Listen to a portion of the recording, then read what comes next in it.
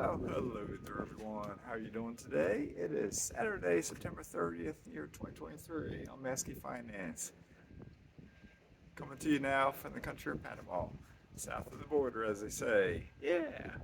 So I got a good question for you. When is enough enough? What am I talking about? I'll explain in just a minute. But first of all, remember, I'm not a financial advisor.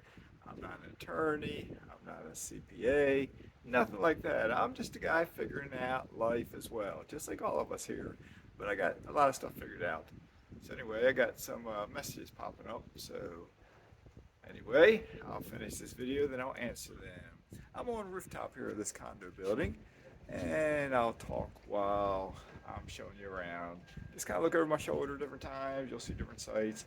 You will see something when I spin. I've been told this one house is the mayor from Panama City. He has a weekend home vacation home here in Coronado. And a few weeks ago, before I came down here, they had a big wave. I think from one of the hurricanes out at sea, had a big wave just come in. Not bad, but he built his house with a pool in the house a little bit closer than everyone else to the ocean. And he had a wall there, and his wall got damaged. And so he's had a backhoe there and dump trucks and some other stuff. They've been doing work down there. So you'll see that in just a moment when I spin around. Um, Obviously, he's kind of wealthy. So anyway, the question of the day is, when is enough enough? And the reason I'm asking this is I think about this myself. I have made videos talking about this topic before, and I am on a rooftop, and there's a pool up here. So you never know. More folks may come up. If they do, I'll wander to a different part of the building. As well, I'll jump in shade spots when I can. But then there's also a worker up here working too, someone. He speaks English and Spanish. I was talking to him in both languages just a bit ago. Let's see, I'm gonna walk over this way in more shade. So the reason I ask this is every month it seems like the more rentals I have, as you get, and don't take me wrong, whatever you do, okay? All of us are different. All of us are individuals. All of us have different dreams and goals, okay? Yeah, I'm in the shade here. I'll stand this way. Anyway, look out this side. This is the side when I'm on my terrace, my balcony. I can look down and see this side. Okay. So anyway, but I was looking at my net worth spreadsheet, let's say, and I have rental properties, I have mineral rights, acreage, and I have oil drilling investments. Okay. The tough question is, when is enough enough?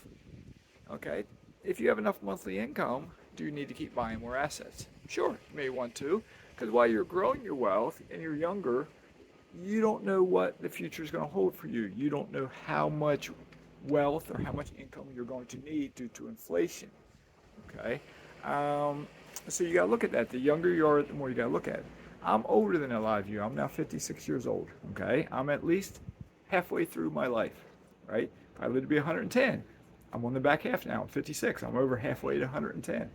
All right, but none of us know exactly how long we're going to live. Okay. So I'm going to show you some rocks down here too. There's a little swimming hole there, and there's people in that swimming hole I can see. Right in the rocks. Let's see if you can see it down there. I got a glare. I can't see it, but see those rocks down in there? When it's high tide, they cover up with water. And there's a hole in there, and when it's low tide, spin back around, maybe take another look. You probably see them down there. I can't see it's glare, but there's people probably right in the middle there. But when it's low tide, then that fills up with water. It's very warm. There's crabs that get in there and so on. So people sit there sometimes, just dangle their feet in it. Some people submerge in it. They say that rock is iron, I think. I think that's what they said. So it's like has some sort of magnetic something in there. So it's supposed to be good for you, perhaps. I haven't gotten in that water yet, but I probably will sometime. But I was looking at my real estate portfolio and all my holdings. And I just did some mental math a little bit, and I was like, if I was to sell all my rentals at what I consider market value, pay the realtor fee, pay capital gains tax, because when I'm going up in value, I'd have a little chunk of money. Okay? If I put that money in the bank and I'm getting my current 5.3% interest, that's a pretty good income. I'm not wealthy. I would not be growing my wealth, but it would be more than enough to live on while I'm here in Panama, along with my pension that I have. I am 56. Remember that magical age of 59 and a half. when I'm 59 and a half, 3.5 more years, both the missus and I, we can access our Roth IRAs. We have self-directed Roth IRAs. So we'll have income from that coming as well. When I turn 60, I get a Navy pension. So I get some more money coming in. All right, I'm in the shade right here. So, but I got a wall behind me. So over the next couple of years, say 3.5 years from now, 4 years from now, we'll get more fixed income coming in for us. So the reason I'm saying this is whenever I have rental property, periodically they need to be rehabbed, renovated. I need to pay tax bills. As I pay properties off, there's tax bills to pay, there's insurance bills to pay. If they got a mortgage, it's in escrow. I'm still paying the tax and insurance, So, but if I pay it off, I no longer pay those bills. Yes, I no longer get the rental income because the tenant's paying those bills. But I no longer get any stress at all. So I look at it, I have two choices of what I could do. Looks like there's a tent down there on the beach. I'll see if I can, it looks purplish. You can see if you can pick it out down there. It's right on the tree line, so you might not be able to see it. But I can do a couple things. One, I could buy more and more and more investments, like a lot of people do. A lot of investors do this. They just keep growing. And by doing that, the stress is eliminated because now they get, I won't say eliminated. I will not say eliminated. The stress can be minimized if they want it to be. Because they're getting so many, there's always plenty of money coming in.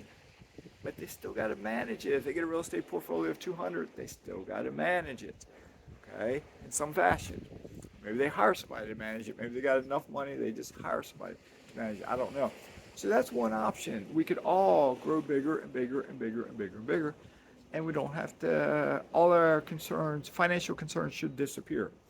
Or you could do like me, and once you are content, do you stabilize? Do you sell anything? Do you tweak your holdings? Or do you just keep slowly adding to them? Okay? That's a question all of us can answer. I cannot give you my answer at the moment. I'm not selling my properties right now. I do have one in a self-directed IRA. I'm selling that house. Okay? I think my oldest son's going to be buying it for me. All right? But I'm not selling my ones yet that I get income that I live on. Okay? With the monthly revenue. All right, I'm not selling my mineral rights acreage.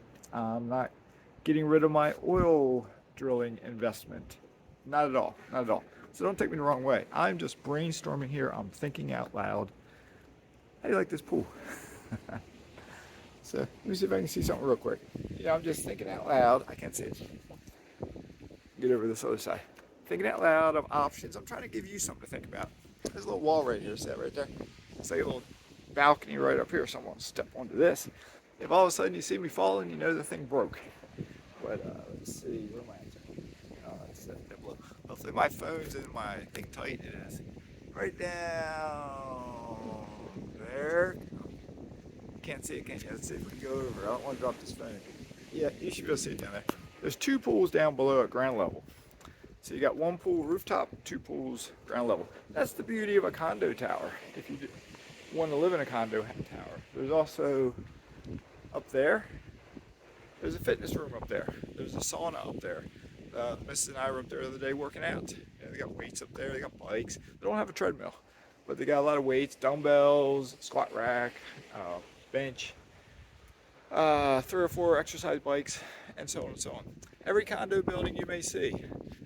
If you look that way, you'll see some off in the distance in other towns. We'll walk to the other side. You can see you can't see them all because they kind of blend together, but there's probably 12 to 15 condo buildings that I'm walking towards right now that I'll show you. Okay, because some of them look like one and there's 2 of them side by side. Some of them look like might be 3 and there's 5 or 6 of them side by side. I don't know how many you're seeing there. And I keep having somebody go to my door and I'm seeing my ring popping up or a message popping up, but there's a variety of buildings. So every condo is different. You can't randomly pick a condo building without giving it a tour and seeing which one you like best. Okay. So, but that's a question. A bird's flying over the top. That's a question about how much is enough that all of us need to answer. Okay. I do want to have just a little bit more. I do.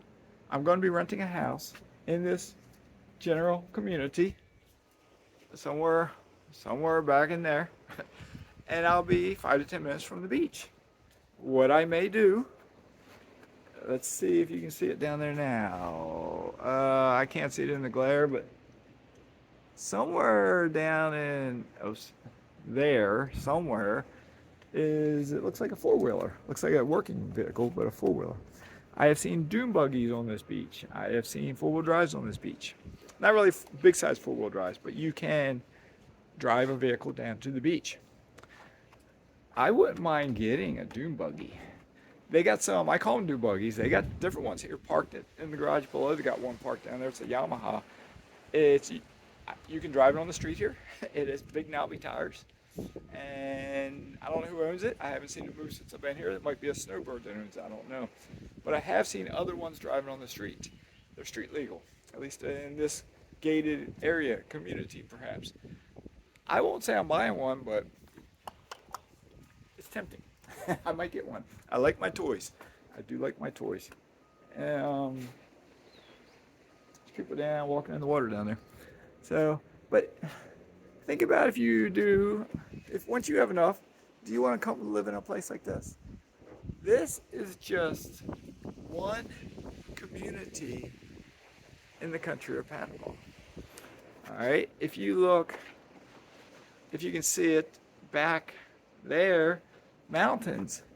You can see it back there, mountains.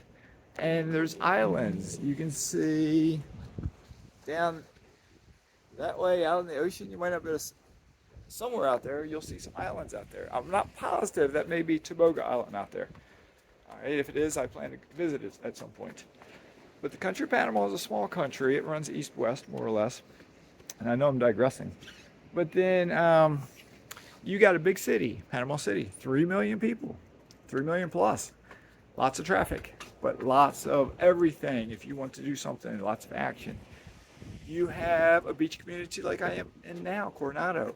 Way down, looking over the way I'm looking now, that's Gorgona over there. We've stayed in a condo over in Gorgona. There's Chame farther down.